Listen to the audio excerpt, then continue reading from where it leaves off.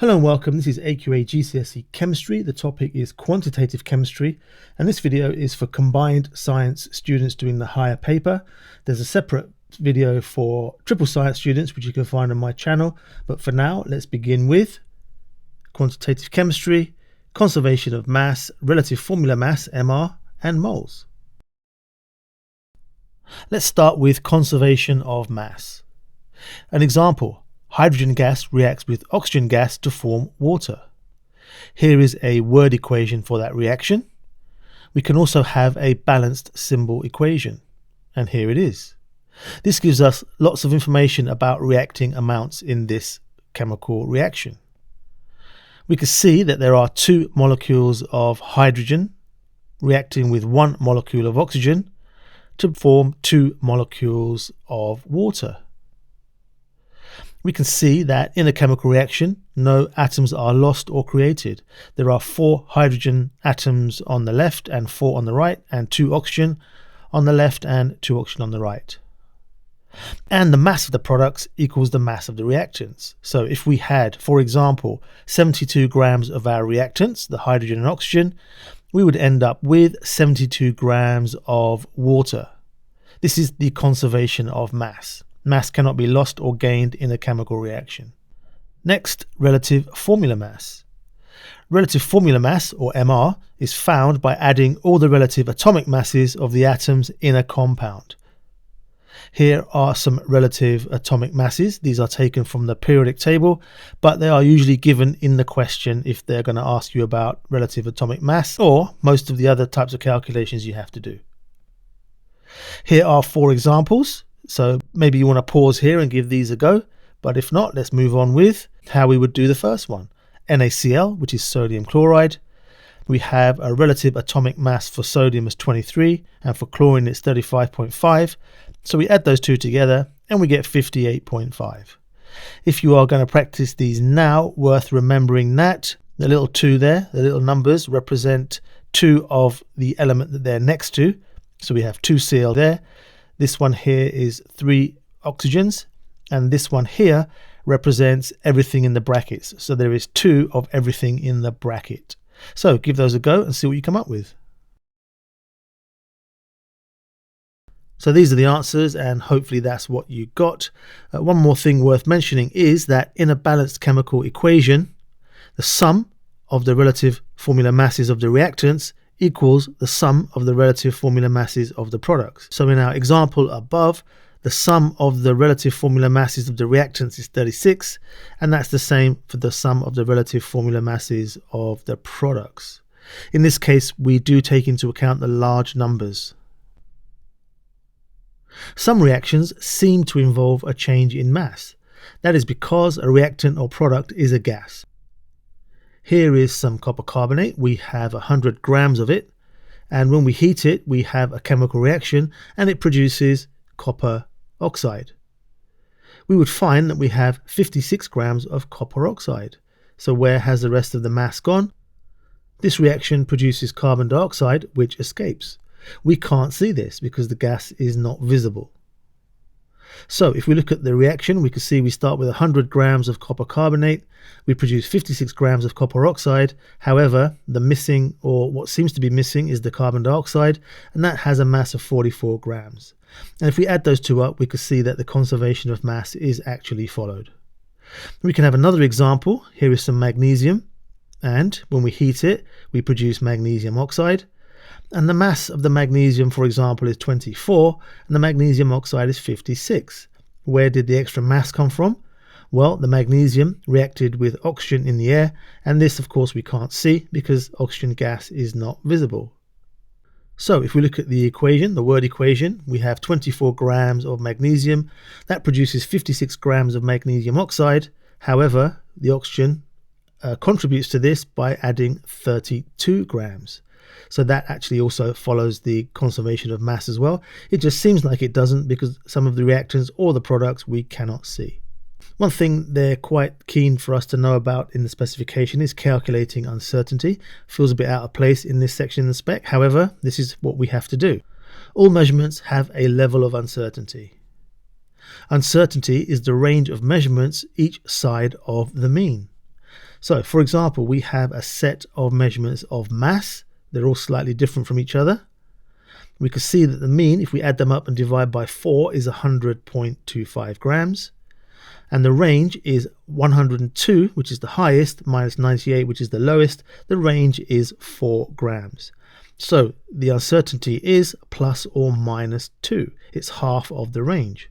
So if we look at that slightly more visually, we can see that the mean is 100.25 grams, but the uncertainty is 2 grams either side of that mean, which we worked out from the range and dividing the range by 2.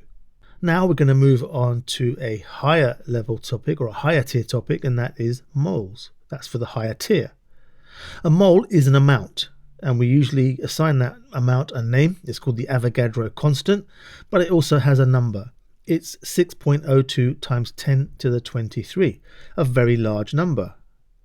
1 mole of any substance contains 6.02 times 10 to the 23 atoms, or molecules, or ions, depending on what the substance is. So, for example, 1 mole of carbon has 6.02 times 10 to the 23 atoms, and 1 mole of oxygen has 6.02 times 10 to the 23 molecules. This is very important. The mass of 1 mole of a substance is equal to its relative formula mass, or atomic mass, in grams. Let's just see exactly what that means. So here are some relative atomic masses taken from the periodic table, or working out the relative formula mass. So we have carbon, carbon dioxide, and water. Now, if we have 1 mole of carbon, the number of atoms we have is 6.02 times 10 to the 23, but the mass is the same as its relative atomic mass. So this is the relative atomic mass of carbon. So the mass of 1 mole of carbon is 12 grams. If we take a look at carbon dioxide, the same number of molecules in carbon dioxide, but the mass is the relative formula mass in grams. So that would be 44 grams. If we do the same with the example of water, the same number of molecules, however the mass is actually 18, which is the relative formula mass for water. So that would be 18 grams. So if you had a container of water that was 18 grams, you would have 1 mole of water, and you would have 6.02 times 10 to the 23 molecules. A very important formula in this unit is moles of a substance is worked out by dividing the mass in grams by the relative atomic mass, or the relative formula mass. We can use a memory trigger to help us remember this. Moles is grams over rams. So grams is the mass and rams is the relative atomic mass, or relative formula mass. This actually helps to make sure that we have the formula the right way around when we're doing calculations, and it helps us to remember that grams, the mass in grams, is always on the top, and that helps reduce errors when we're doing calculations. So, armed with that information, we're going to move on to the next part of the unit, which is using moles to balance equations. It would be very advisable for you to have some notepaper, a pen or pencil, and a calculator. So if you haven't got those, worth going to grab one of those. And let's do the next topic, the next part of the topic. This is for the higher tier, and it's using moles to balance equations. Masses in grams in a chemical reaction can be converted to moles. The moles can then be converted to simple whole number ratios. For example, we have a reaction. Copper reacts with oxygen to form copper oxide. Here are some masses that are linked to this reaction. So 6.35 grams of copper, 1.6 grams of oxygen, and 7.95 grams of copper oxide. So what we have to do is balance the equation by calculating the number of moles of reactants and products. So here is the formula equation that is currently not balanced. We could balance it in our usual way, which is quite straightforward. However, the question is asking us to balance it by calculating the number of moles of reactants and products. So first we would calculate the number of moles of each substance. So these are the relative atomic masses that we're going to have to use. And here are the 3 substances. So we have our masses in our question, and we can allocate those to the parts in the equation to make it slightly easier for us to remember what goes with what. And then we would use moles equals mass over relative atomic mass, or relative formula mass, or if we're going to use our hack to help us make sure we get those the right way around, it's moles equals grams over rams. So if we do copper first, The number of moles is 6.35 grams divided by 63.5. That's an answer of 0.1. For oxygen, it's 1.6 over 3.2, which is 0.05. And for copper oxide, 7.95 over 79.5, which is 0.1. So these are the moles of each substance. What we need to do is find the simplest whole number ratio. We don't want to keep it in decimals, we want whole numbers. So if you're good at maths, you might be able to do that quite straightforwardly. However, one little hack to help us with that is to divide each one by the smallest. So here are the 3 moles that we calculated. The smallest number of moles is 0.05. So we divide everything by 0.05.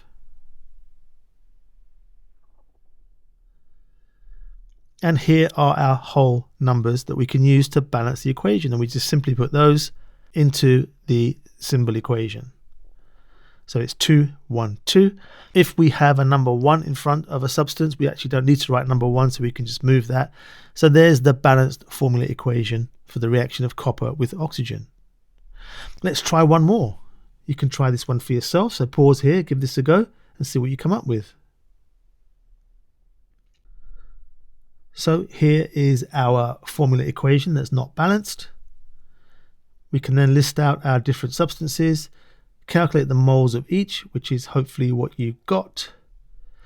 Divide through by the smallest, and then we have 1, 2, 1, 1, which we can put into our equation. We don't need the ones, so this is the formula, balanced formula equation for that reaction. We could try one more. Here's our reaction, here's our masses, here's our relative atomic masses, and here's our unbalanced formula equation. So pause here and give this a go. So what we have here is the moles of each substance, which is 1 and 1 and 1.5. In this case, we wouldn't divide through by the smallest. It's quite an easy conversion to whole number ratios. We just double each one to get 2, 2, 3. So we could put that into our equation. Next, we're going to take a look at amount of substances in equations. Definitely worth having a calculator and note paper if you haven't already got some. This is for the higher tier, amounts of substances in equations. A balanced symbol equation shows reacting moles of each substance as the simplest whole number ratio. Here is an equation showing a chemical reaction. It shows that for every 1 mole of magnesium, we need 2 moles of hydrochloric acid to produce 1 mole of magnesium chloride and 1 mole of hydrogen. Usually, we don't put a number 1 if there's just 1 mole of the substance, but we could see 1 mole, 2 moles, 1 mole, and 1 mole there. A balanced symbol equation can be used to calculate the masses of products or reactants. So let's see how we do that. We'll go through it step by step, and then you could try a couple of examples for yourself. So it says here, calculate the maximum mass of magnesium oxide that is formed from 16.2 grams of magnesium. And we have some relative atomic masses, and we have the balanced formula equation. Step 1. Note what you know and what to calculate. You can ignore the other substances. So we have 16.2 grams of magnesium. I'm going to write it underneath there just to make it easier to do the calculations. And we want to calculate the mass of magnesium oxide. Putting those reminders there just means you don't have to keep going back and forth to the question. We can ignore the oxygen because we're not going to use that in our calculation. We can also ignore the big numbers for the moment. We're going to use these later. So that's the big numbers in front of the substances. So we put magnesium over here, and we put magnesium oxide here. I put a question mark next to the magnesium oxide to remind me that's the one I need to calculate. And for step 2, we calculate the moles of the substance that you know the mass of. So again, we use our equation. Moles is mass over relative atomic mass or relative formula mass, or we can use our little reminder here, moles is grams over rams. And we calculate moles. So moles is 16.2 grams. Divided by the relative atomic mass for magnesium, which gives us an answer of 0.675. We can write out the equation again on the other side. So moles is mass that we don't know yet over the relative formula mass, which is 24 plus 16, which is 40. And what we can do is now go back to the whole number ratio of moles in the equation. So step 3, use the ratio of moles from the balanced equation to work out the number of moles of the substances with unknown mass. The ratio of moles is 2 to 2 from our equation, which we can see there. So there will be 0.675 moles of magnesium oxide as well, if we're following a ratio of 2 to 2. So now we actually have a way to work out the unknown mass. We would rearrange this equation and calculate the answer. So that would be 0.675 times 40, which gives us an answer of 27 grams. Let's try one more. You can pause here and try this for yourself, and I'll go through it with you in a moment.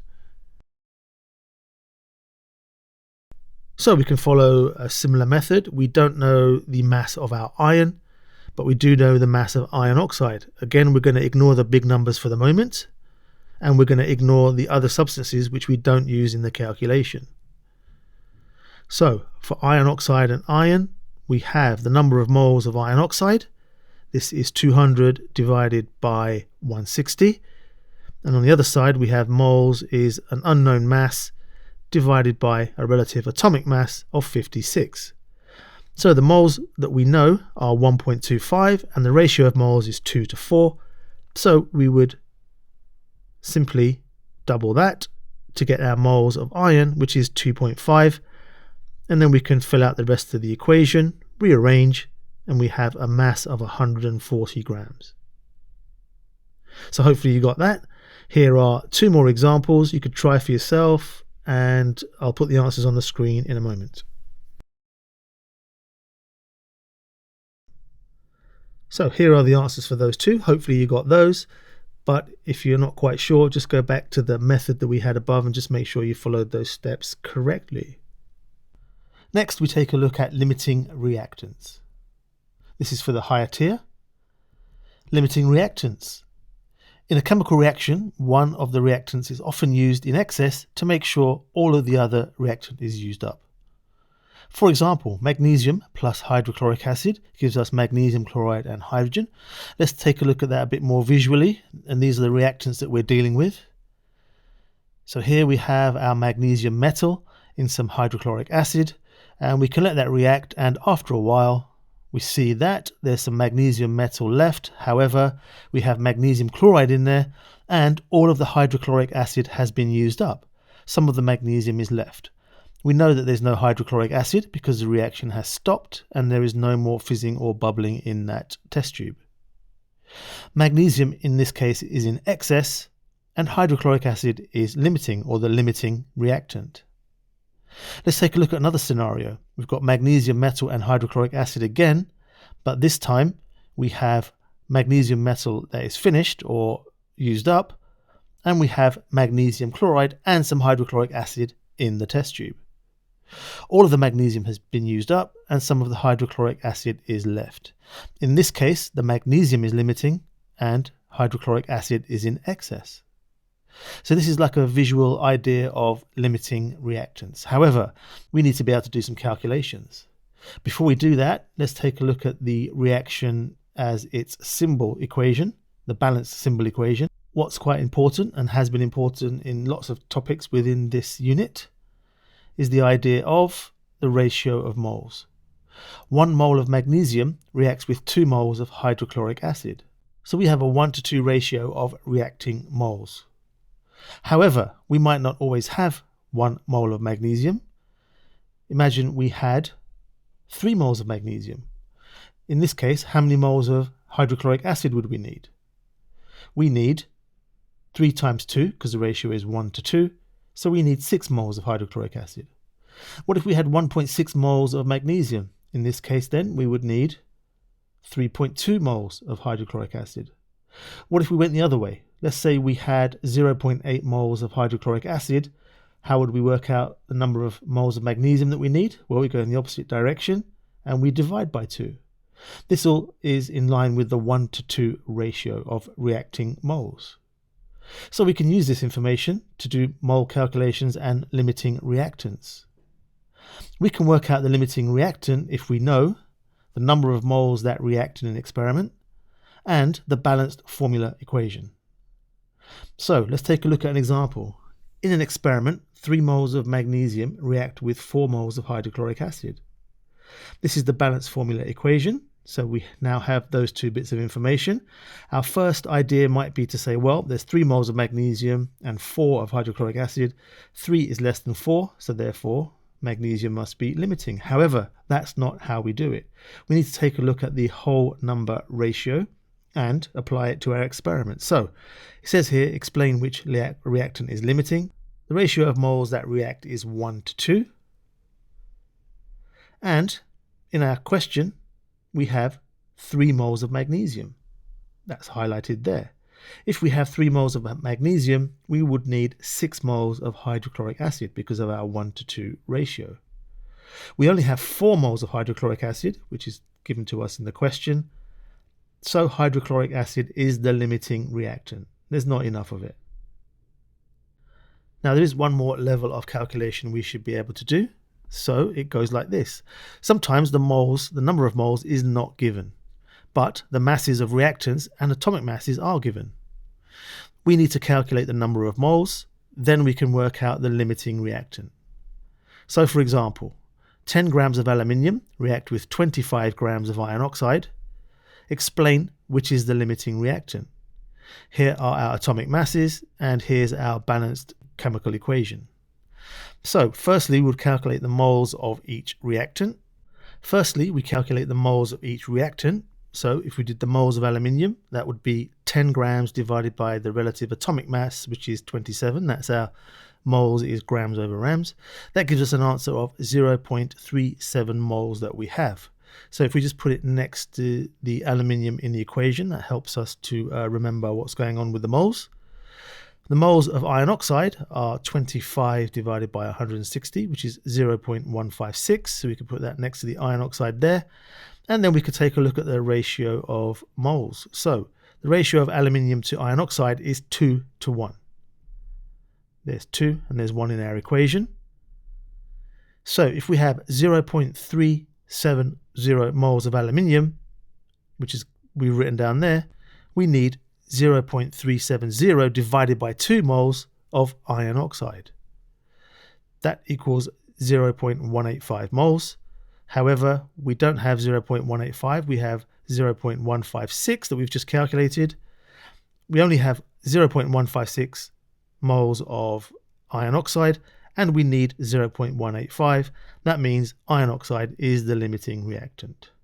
So do feel free to pause here and just go over that one more time if you need to, but you might want to do some practice. So here is another example that you can practice yourself.